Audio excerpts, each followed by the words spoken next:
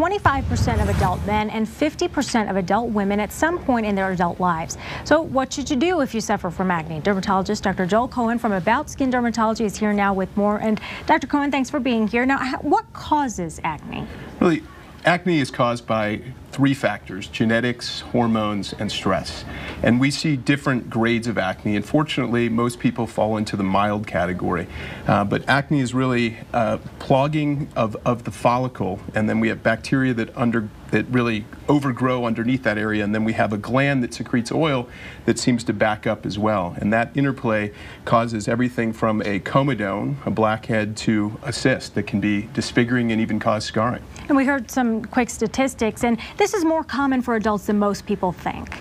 About 40 million people suffer from acne. It's the most common skin condition that we dermatologists definitely see. And it is something that we can treat. So we really need to educate the public about what to do and when to seek treatment. And, you know, why, especially, we heard that women, 50% of adult women get it. Why is it more common for women? You know, it's not just a disease of teenagers and those in their 20s. We really see a lot of it in their 30s, 40s, and even early 50s. And that's really the hormonal influence. And that gland that seems to secrete the oil is very responsive to the hormonal changes that happen in women, especially during those time periods. And, of course, you've kind of given us the basics. Now we want to know how to treat it. What are some steps people can take? You know, for over-the-counter remedies, if somebody's not pregnant and not nursing, there are some salicylic acid cleansers that can be used, and you want to look for something that's really not an abrasive cleanser. There's benzoyl peroxide creams that can be used also in those situations where somebody's not pregnant or nursing.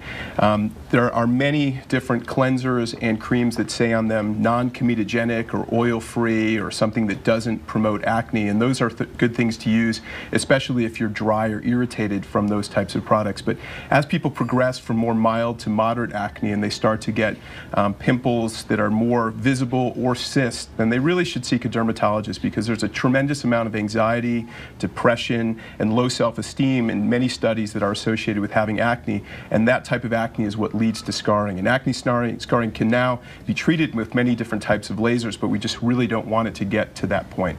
So, you know, if you have a really kind of a zit here or there, you can try those over-the-counter medications, but if it becomes, you know, you're noticing a more common problem, you should talk to a doctor. Right, but picking, squeezing, and manipulating are not a good idea. They can cause discoloration to the area, and they can actually end up causing significant scarring. Now, we hear a lot, I mean, these old wives' tales about, you know, how eating bad foods can cause acne. Is that stuff true? You know, a lot of those things have been largely debunked, but there is some new evidence that things that have a high glycemic index, and then secondly, things that may have a milk component could be associated with acne, but the jury's still out. There's still quite a bit of controversy about that. All right, good information on adult acne, a problem a lot of people, more people than you think, actually are suffering with. Dr. Joel Cohen, thank you so much for being here this morning. Appreciate that information. My pleasure. Tom, back to you.